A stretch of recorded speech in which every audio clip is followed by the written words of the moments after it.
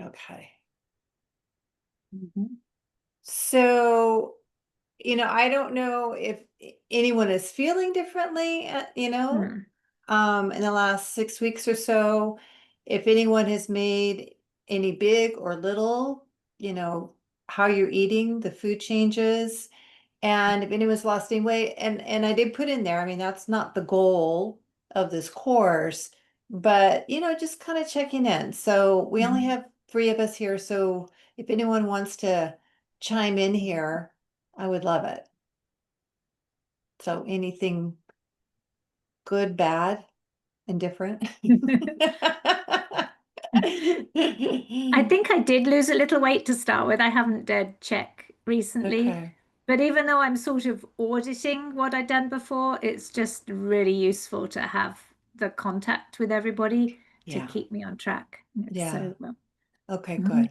Good, And good. but I haven't managed to find an osteoporosis type trainer yet. So I followed the links you sent, and Yeah, it sort any? of took, not exactly, there isn't anybody in this area, Okay. but then it did lead me to a different type of um, website where there was Okay. one lady who's Newport area that I'll follow Okay. up with. But Okay. everyone they all seem to be, lots of people would say they could do it via Zoom or Right. anything as well. Right. So maybe that's what it takes, but I'd rather meet somebody. Yeah. No, and I Mm. understand that. Hmm. It's been interesting because in order to get ready for um, next week, which is that module, it's about osteoporosis, and then it's going to be about cardiovascular disease and then Alzheimer's. But I've really done a big, big, big, huge deep dive into the osteoporosis component of it. And I'm excited.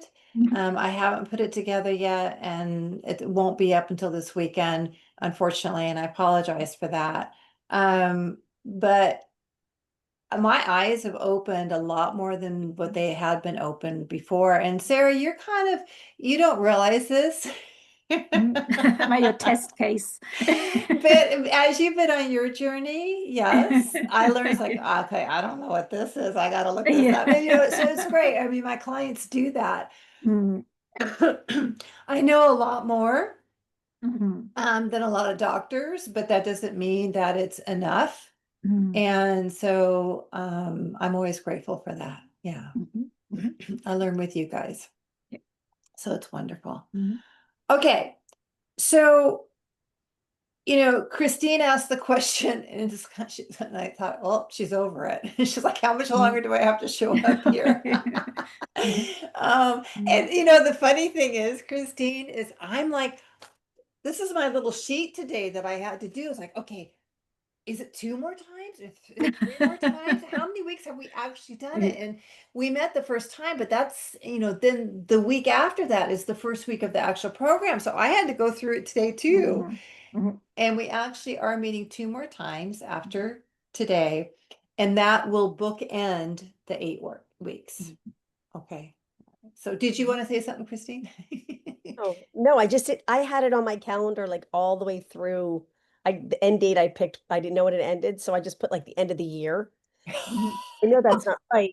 I think it's 8 weeks. Was it 6 weeks? Was it 8 weeks? Mhm. Oh, Yeah, it's eight Mhm. weeks, but it's not an actual Zoom meeting. So it's the Monday before the week of Thanksgiving. And I remember I did it on purpose. It's like, okay, I got to start this thing if I want to do it before the end of the year, right? To get it Mhm. in before Thanksgiving. So yeah. Um, and the last meeting will probably be a real quick, you know, bookend, but I think it's Mhm. important to have that. All right. So this week is about environmental toxins, and it's interesting because this has historically not been an area that I get really excited about when I talk about it. I don't Mhm. know why, because it's really important. And this time when I was putting it together, I added on to what I've done previously, and I did get a little bit more excited.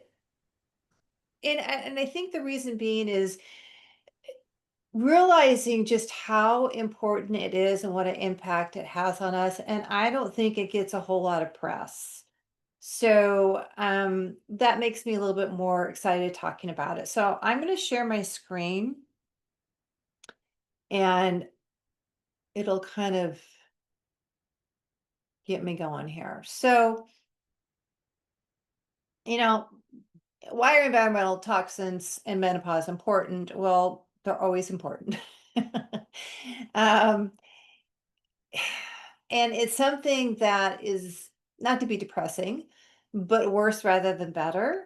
And I think it's one of the reasons why we are seeing more cases of cancer, especially in younger people. And we're seeing more hormone driven cancers like breast cancer and ovarian and uterine, but in particular breast cancer in younger women. And I think this is a component that is driving a lot of it, and Alzheimer's too. Okay, there's a lot of different components that goes into all of this, but it's something that I think is a driver. And the other thing is, I think that we're concerned about cancer, we're concerned about dementia and Alzheimer's, and I think these are maybe the three things that we don't feel like we have control over, because it's kind of like we're kind of going along our merry way, and then all of a sudden this pops up. So I do think this is a big part of it, and it's where it fits in. Okay. And also, our toxic load can be magnified when we go into menopause, partially because our body just doesn't work as efficiently when we lose our hormones, which we know, and partially because our bodies, up to age about 50 or so, we have our accumulation of our toxic exposures too. So it's nice if we can become aware of it beforehand, but there are things that we can do, and things that we can do to support our bodies in order to get rid of toxins. I would say probably the biggest thing that we can do is avoid the toxins in the first place. So this is a picture. I just want to show this to you because it's a picture that it's a snapshot of a picture that I took that was it was a anyway, it's four generations here. And toxins are, there's a lot of forever toxins where they are in our environment, they're in our bodies forever, they do not go away. And so that is a compounding effect. And that's one of the things that we see here is, we see four generations here. And by the time the toxins get to this little girl, her toxic load is a lot larger, a lot bigger than it was for her great grandmother. There weren't as many toxins back at that time. And we do pass it on down, and then we're exposed once we are born as well into the environment that we're born into. I'm going to go back for a minute into how toxins play a role in cancer, Alzheimer's, and all of that. Um, I mentioned in your notebook in Everything Hormone Guide, when I was talking about cancer, I was talking about how cancer is not caused by hormones. It's not. Now, it can feed the cancer if it is a hormone-based type of cancer, because estrogen is prolific, so it can feed it. But what's really happening is something's going wrong within the mitochondria, which is our powerhouse of our cells. And that's our energy source of the cell. And part of the function of the mitochondria is to also make sure that when we replicate our cells, right? DNA, all of that, we replicate, which we replicate cells all day long, every second of the day. We're doing that, we're producing new cells. And if the mitochondria isn't working properly, it doesn't have that energy to do that, then there's a good chance that the DNA is going to not replicate. It's going to have errors in it. And we do have errors when we replicate ourselves. We do. It's just something that happens. But when our bodies are working correctly and it's not overloaded, what happens is that our bodies can say, oh, this cell is not quite right, and it will kind of implode itself or it will stop the replication of it. And that's what it's supposed to do. So when we have cancer, it's a runaway train. And these cells are replicating. So keeping the mitochondria healthy is super important. And that's where the environmental toxins really do their damage. Okay. So again, we do have some control over it. Okay.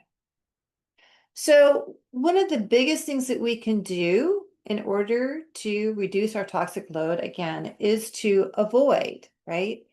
And this is a really easy one to do, and that is to leave our shoes at the door. We bring in so many toxins on our shoes, way more than what's listed here, but this is good enough. I need to convince you. But we bring in pesticides, right? We go outside, we walk. If we are walking on our green belts, on our golf courses, on our sidewalks that don't have any weeds, okay, they've been sprayed with pesticides. We bring in different bacterias from the dog urine and the dog poop and wherever you know, if you live like where I live, unfortunately, there's certain parts where I walk around and it's more than dog poop. Then we can bring in viruses, motor oils, mold, heavy metals, all these things.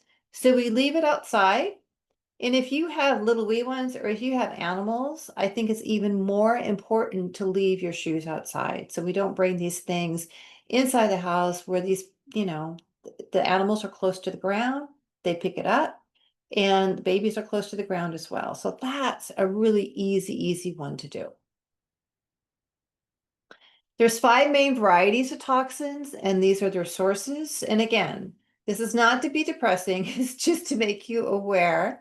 And then I'm hoping at the end of this that you will choose like at least 2 or 3 things that you can incorporate today for the next couple weeks. And then maybe you incorporate something else in the next couple months.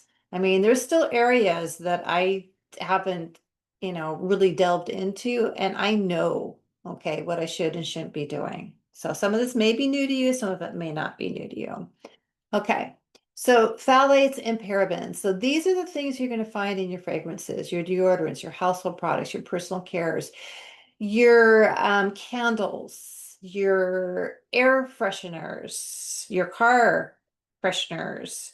These are things that you want out of your life, out of your house. If you want to have fragrances, then you want to have essential oils and things you're bringing from outside, eucalyptus, all those kind of things. So, Bath and Body Works is not your favorite place anymore. And probably you guys all know this. And if you're sensitive to smells and have allergies, you've probably already eliminated these.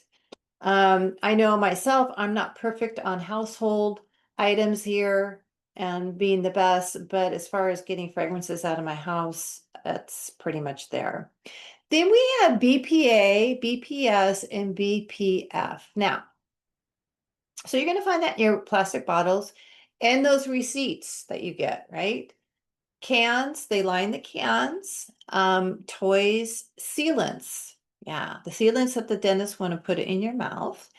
The to-go lid. So if you go to Starbucks coffee and you have that lid on your Starbucks coffee and you drink that hot liquid, that's perfect for allowing these BPAs, BPFs, all those things to pass through. Because when we heat it up, it makes it even more toxic. Okay, it's easier for it to get into us. And then even your Keurig coffee makers. Okay, those are plastic, and again, you have that hot water that runs through it. There's even Glide dental floss, and I use Glide, and I just looked this up and I went, really? And so I'm gonna have to switch that one out. That's not too hard of a thing to switch out here. So it is pretty ubiquitous. All these products are here. And even if you have a water bottle that says BPA free, the fact that it is a hard plastic, it has one of the other BPSs or BPFs. That's what they do, is when it goes out public that something isn't good for us, they'll go, okay, well, we'll take the BPA out, but we're going to put another type of chemical in there to give it that sturdiness. So if you have a plastic bottle okay, that you're drinking out of. I'm not talking about the plastic water bottle that you're buying with water in it. That's bad too. Okay. It probably does have one of these chemicals in it. So I always do suggest trading that out for either a glass bottle. And if it's a glass bottle, it'll have like a little rubber outside, so you're not going to break it, or a steel canister. That's the best bet. Pesticides, and I will spend some time with that in just a little bit because I think it's really important. And again, it's ubiquitous, it's everywhere. So the biggest one, we don't want to eat a whole lot of pesticides and insecticides on our foods, but one of the biggest offenders would be glyphosate. And again, we're going to be finding that on our green belts, on our golf courses, our sidewalks, and in our food, big time. Big, big, big, big, big time. And I'm more concerned there than I am anywhere else because we eat food every day. Okay. Then we come down to our PFAs and PFCs, and they are some of the forever chemicals, right? And so this is what we're going to find on our flame retardant. So we're going to find that on our mattresses and on our pajamas and furniture. We're going to find that in Teflon or non-stick. There's a lot of non-sticks that are not Teflon that still carry this. Scotch Guard. We find it in our water. And again, we find it in our Glide dental floss. And then our to-go containers. So, I try to stay away from the styrofoam to-go container. So when someone hands me more of a natural looking to-go container, it is better. It is better than the styrofoam. But if it doesn't leak through, then it does have some type of lining on it. Okay, so it might have a little bit of the BPA in it as well. Long wearing and waterproof makeup also has it in it. Okay. And then the last thing that I've listed here are more of the heavy metals and the toxins that we would find, let's say, mercury would find in our larger fish. So our tunas, our swordfish, anything that is large because they eat the other fishes and it just is a buildup there. It's not to say that you can never have them, but tuna, maybe once a month. Okay, go to sardines. And people, always scrunch up their nose to sardines. I go, you know what? Try it. Drain out the oil and then put some mayonnaise on it, put some diced up onions, put some capers in it, or even do the onions and the capers with the oil that a little bit of the oil that the sardines is in. You might be surprised. It's kind of tasty. And then we have aluminum, and then we have arsenic, and then we have lead. And you might say to yourself, well, where would I get arsenic from? Right? It's huge in our rice, and it's bigger in brown rice than it is in white rice. So sometimes it depends on what's going on. I might suggest that somebody have their heavy metals tested. I might have them do that. If there's behavior stuff and things like that. Lead would be basically from lead pipes. It might be from lead paint as well. And then fluoride, I listed it here. It's not a heavy metal, but I put it up here because it is a toxin. It is a neurotoxin. And I'm not so concerned about it being in our toothpaste, although there are plenty of toothpaste that you can get that doesn't have fluoride in it. So, but that's not really my concern. My concern is the fact that so many cities and municipalities have put it in their water. And if you think about who voted for it, it's the city council people. What the hell will they know about fluoride? But it's something that's across the US. And I think it is a problem. And again, it is a neurotoxin. And I wish that cities would take it out. It doesn't really prevent dental caries in our water. That's not what it was designed to do. So the best way of getting fluoride out of our water is to do a reverse osmosis. So the reverse osmosis pulls it out and then it'll put the minerals back in. But regular water filters do not get the fluoride out. So that's one I wanted to put up there to include. So yeah, this could make you feel really depressed. It's like, what the heck? But again, Rome wasn't built in a day. So, you just take little steps and you slowly start taking the toxins out of your life. Okay, glyphosate. How does it hurt us? There have been some lawsuits and on how glyphosate can cause cancer. And I think people who live on um, farms or close to it are more susceptible, but we're susceptible too in other ways. So glyphosate is a chemical that is wonderful for spraying GMO crops. Okay, only GMO crops can tolerate it while it's growing. So a GMO crop is something that's genetically modified, right? So it's not hybridized. And I may have already said this before. I think I did when I talked about digestion. It's genetically modified. So there is something spliced into the actual DNA where it is glyphosate tolerant. So you can spray the heck out of this plant and it can tolerate glyphosate while it's killing pesticides, other pesticides and weeds. Okay, so it's a blanket thing that they can do. It's very effective. I'll yeah, the next slide lists the GMO crops, the genetically modified crops. So this is the problem with glyphosate. So it binds with our minerals. It also binds with the minerals of the plants, of the crops. Okay, so they're not made available. It also binds with the minerals in the soil. So we're just not getting what we used to get from our plants. And then it can bind inside of us because we eat these plants. We also eat the animals that eat these plants. Okay, so there again, there's that chain. It actually was patented as an antibiotic before it was patented as a pesticide. So if you think about it, when we eat plants, animals, but plants in particular that have glyphosate on them, it can change our microbiome, and that's a problem. Okay. It also disrupts our ability to make some pretty important amino acids that affect mood and thyroid, so they aren't available to us. And that would be serotonin, would be tryptophan. I want to make sure I'm right here.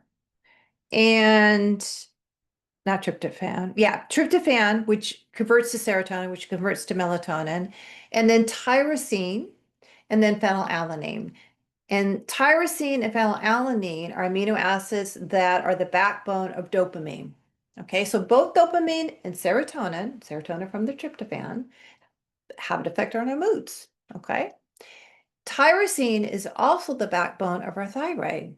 People have thyroid issues. Often it's autoimmune, true, but they have thyroid issues as well. So tyrosine, you know how we have our thyroid hormones, it's T4 and T3. Okay.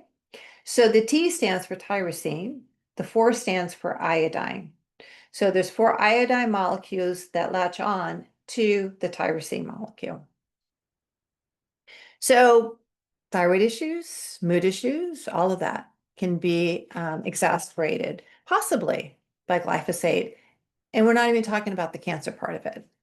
All right, so these are the crops that are GMO crops specifically. So it's corn, soy, canola, sugar beets, cottonseed, and alfalfa. So you must have organic if you're going to be eating any of these crops in order to avoid the glyphosate. Sweet corn, I think, is a non-GMO, but regular corn is a crop. Soy, again, organic, canola. So we see soy and canola oil all the time. One of the biggest things would be mayonnaise, right? So it's really important to get organic mayonnaise. The organic mayonnaise I get, it is from Trader Joe's, and it does have canola oil in it, but it is organic. So it's not going to be a GMO crop. So you want to be careful about that. And cotton, we wear it on our bodies, right? Alfalfa, animals eat it. But there are 3 more. Actually more than that. So garbanzo beans, okay, are sprayed. They're not GMO crops. I'll tell you why they're sprayed in a minute. Oats, beans, and then wheat are sprayed with glyphosate. Now, the reason why they're sprayed with glyphosate, this is, I would say, within the last 10 years or so, this is something that they've done, is that it's used as a desiccant. So it dries the crops out, so it makes it much easier to harvest. So with all these four, you want to have organic, even though they aren't GMO crops.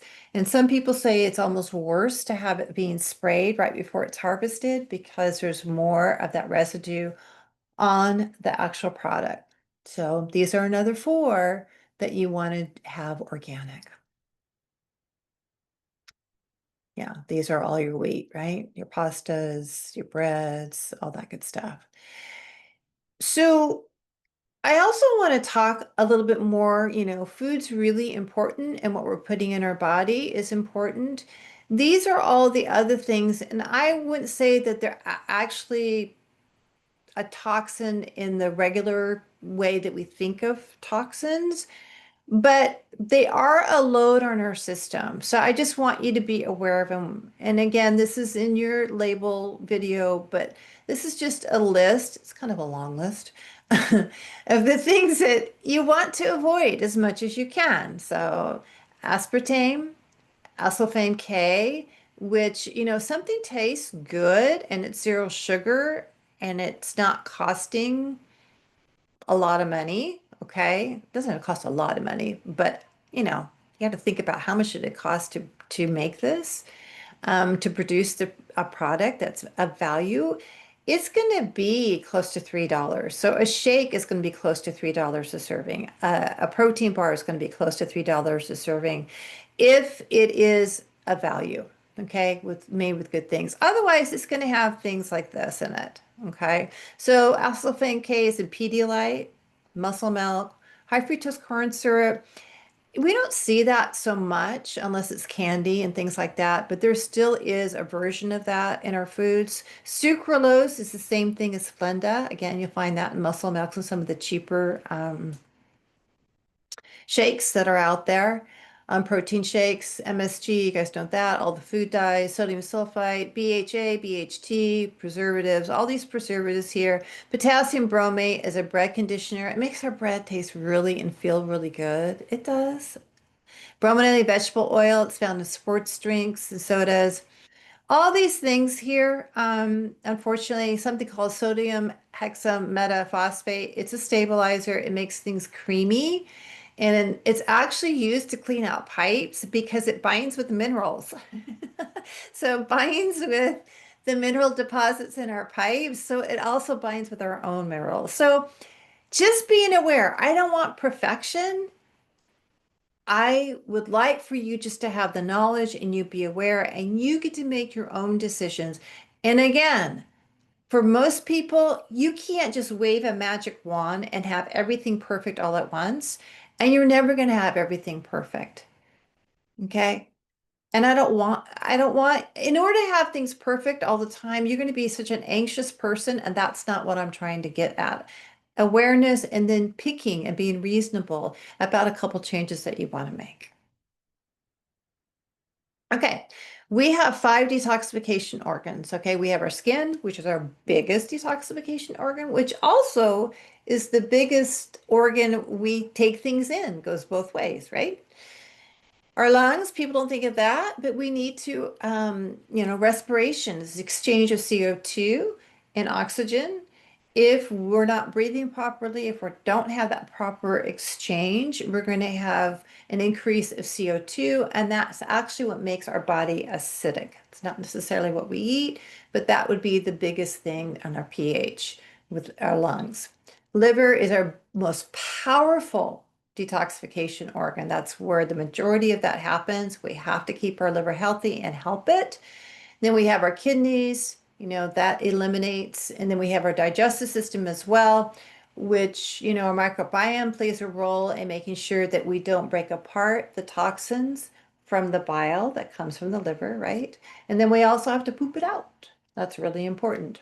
So in the video that's in your module, I go into it a little bit more of what's happening in the liver. So what goes inside your body does matter, not only avoiding toxins, but also, we can use food as medicine. That's kind of what this is.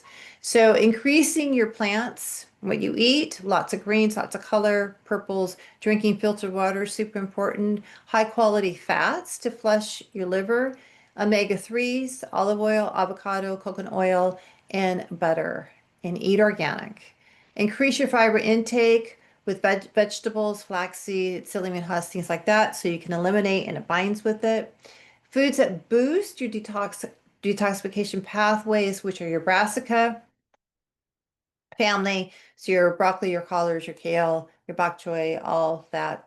Garlic and onions, which are the allium, is good. Green tea is very good. Cacao, cilantro, pomegranates. All those are really helpful. And they're good for you on a lot of other levels as well. So there are detoxifying herbs that either you can take in a supplement form, or you can eat, or you can do a tea. So milk thistle or silymarin is very good. Green tea again is really good. It's got ellagic acid in it. Dandelion root, so you can get tea that has that. Ginger root is also very good detoxifying. It helps your body make bile because it's a bitter. Anything that's bitter helps your body make bile. Licorice root and cardamom seed. So you can make a nice little frothy milk with a little bit of green tea, cardamom seed, and little ginger, little cinnamon, a little bit of manuka honey, and it's got a nice little detoxifying drink. Okay, a little tea. And then omega-3s is very good for this, resveratrol, sulforaphane, which you find in your broccoli sprouts. Methylated B vitamins are super important as far as both phases of detoxification in our livers. Chlorophyll is a binder that can be really helpful. And liposomal glutathione, I don't know how many of you have heard of glutathione, but it's kind of like flypaper to our toxins. And some people are better than others at producing glutathione. You can take it, um, and it can be effective. It doesn't have a long half-life. In other words, it doesn't stay in our system very long, but it can be helpful. It needs to be either intravenous or liposomal. You can take that orally. Okay, so lifestyle habits, right? So meditation, diaphragmatic breathing, or even kapha body breathing, that breathing. Here again, there's an exchange, right? And the breath also quiets things down. And exercise, we already know that. Oxygenating the blood, moving things through, and increases the respiration, metabolism. Sweat is really important. If you're not sweating on almost a daily basis, um, try to incorporate more of that into your life, and maybe with the infrared sauna or with a nice hot bath, getting your heart rate up high enough so that you actually start sweating. Your body needs to cool it down. A lot of gyms do have different types of saunas. So anything like that to help your body, your skin, get the toxins out. Deep tissue massage. It works by increasing the circulation and massaging and stimulating the lymph system, which is really important as well. So it helps to stimulate the removal of toxins from fat cells. And by the way, the phthalates in particular, I mean, toxins are stored in our fat cells.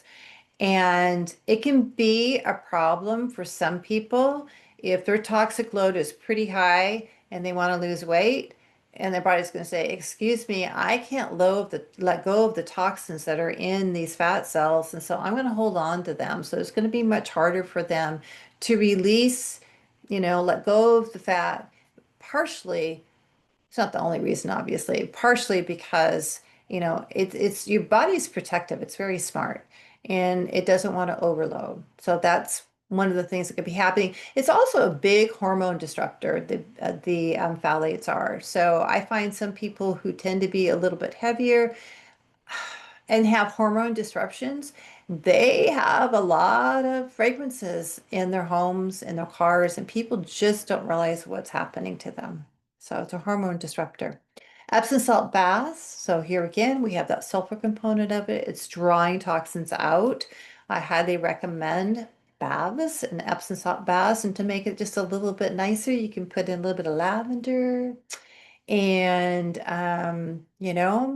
maybe have some nice music on and just create a beautiful experience for yourselves. Stress management. By the time we're 50 and 60, I don't know about you guys, but I think, damn, you would think by now that, I would have it dialed in. I've lived it long enough and gone through enough therapy and all that. But I still need help. And there are some times when I need more help than others. And it's not, I think at this point, at least in my life, it's not like I need to rehash everything and do cognitive therapy, but it's more like getting some help on some of those pathways that are just so rutted because I've gone down that thought pathway so many times that I need someone to help me create new pathways of thinking and of doing things. And so if you find yourself going down that same pathway, yeah, stress really does add to our toxic load. So I would say that. And then sleep is super important. It's when your liver does most of the work, it's when you recover. Okay. So let's do the easy stuff first, right? Leave your shoes at the door. Drink filtered water. If you can get a water filter for the house, if you own your home and you can do that, that's the best thing to do. If you can't, even putting water filters on your shower can be helpful. Again, everything goes through our skin in and out. Eat as organic as you can, grass-fed, no farm-raised fish if you can, okay? These are all the things that, might be goals. And maybe we do 70 to 80% of the time. All right? That's okay. Drink out of glass or steel containers and store your food in glass and heat your food up in glass. Even paper plates, they've got a lining on it, right? So to heat, let's say the microwave, heat something up on a paper plate that's got that lining on it, it's much better to put it on a glass plate or a glass bowl. Little things. And stay away from your scented candles and your dryer sheets, your air fresheners, your lotions, and your potions. Start to switch out your household cleaners and makeup. There is an organization called the EWG, the Environmental Working Group, that has an app where I think you can scan the code, the barcode of something, and it'll tell you whether it's got a grade, an A, B, or C, or it's got a color or something like that. You can go onto their website too, and they've got the clean 15, the dirty dozen. So you can kind of pick out the things that, if you're choosing, I mean, there's a budget too, right? We have to be cognizant of that, especially if you have a family and you have children that you're trying to feed. Organic is much more expensive. Grass-fed is a lot more expensive. I know that. So this helps you kind of pick and choose. Same thing with your makeup. I mean, that's an area that I haven't touched yet, right? I'm not perfect at all. So you pick the things you want to touch on. Avoiding touching your thermal paper receipts, right? So everything is online. Your credit cards have got everything. You can usually take something back with just your credit card. You don't have to have the receipt. So try not to, I don't take my receipts anymore. No, thank you. Very simple, but here again, it goes through your skin. Remove the Wi-Fi from your bedroom to get better sleep. And for those of you who really do have a struggle with sleep, that would be something that would be on your list. Remove the lid when you're drinking hot liquid from a to-go cup. Okay, if you go to Starbucks or anywhere else, remove that lid. I kind of like having that lid on there. I don't go very often, but when I do, I don't know, it's part of the ritual. But if I go every 3 or 4 months and I do that, you know. So again, we pick and choose. Okay, am I done? I'm done. Okay. So, I don't know how new any of this stuff was for you guys. I hope that you learned something new from this. And if you didn't, that means you're a very sophisticated group, which I already know you are. But you're well informed. So, was there anything surprising to anybody? Not surprising per se, but putting it all together like that is Yeah.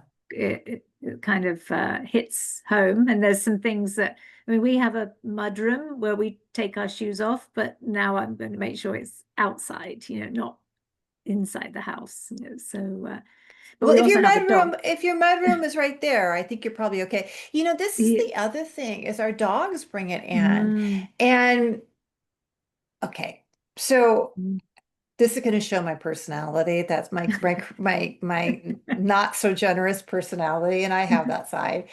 Um, and I do like dogs. We've had mm, dogs, but I'm just not a goo goo gaga over mm, animals, so I'm sorry.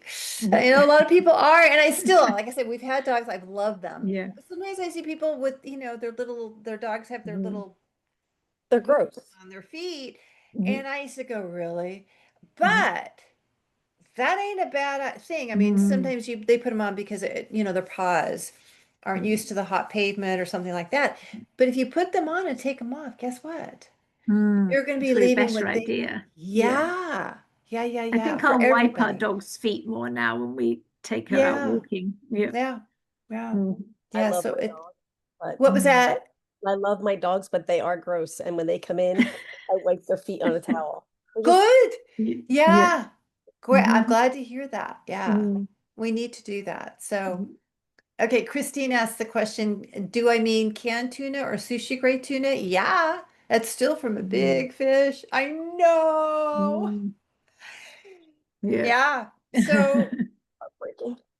mercury's a big one. Especially, I mean, a lot of levels, but I would say especially for brain health too, because it kind of gets Mm. lodged and stuff. And so people that eat sushi, I like sushi too. Thank goodness it's expensive, so I don't Mm. have it very often. Yeah. Um, and then you got the rice Mm. with it too, right? But Yeah.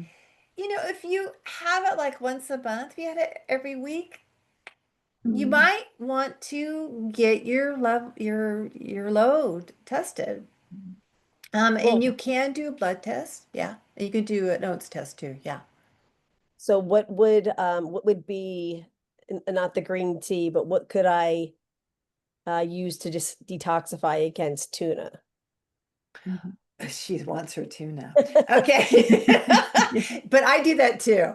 It's like I Yeah. bargain. It's like, okay, I want to keep this. What do I have to do instead? Okay. So I like having my wine, right? So what do I do to Mm. support, right? So Mhm. we're picking and choosing, we're bargaining. We all do it. Mm. There is a product that I have been taking for a long time, and I love it because it supports the phase one and phase two of detoxification in our liver.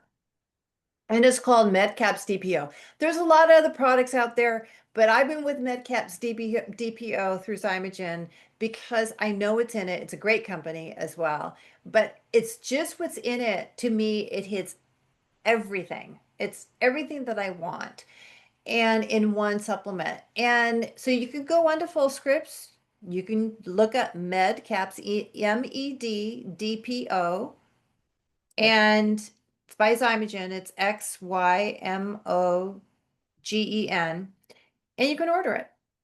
But Oh, that's one of my favorites. So if you're going to be eating that more than on a monthly basis, I would say take at least two of those capsules a day, at least.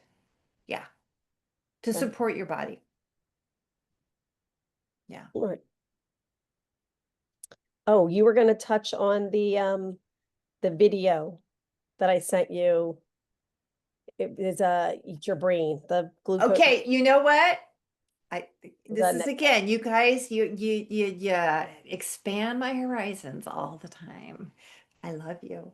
Um, so I will talk about it. That was the one, Kelly Casperson, what she said there. yes. Okay, I'm saving it. Okay. for when we talk about Alzheimer's and dementia, which is next week. So next week is going to be jam-packed. It really and truly is. And I did look into it. No, And you did tell me yeah, and yeah, it's nuanced. that. Okay. And this is what I mean, and Kelly's probably one of my favorite menopause. I mean, if you want to call her an influencer, I think Mary Claire Haver is also, she's a menopause influencer, right?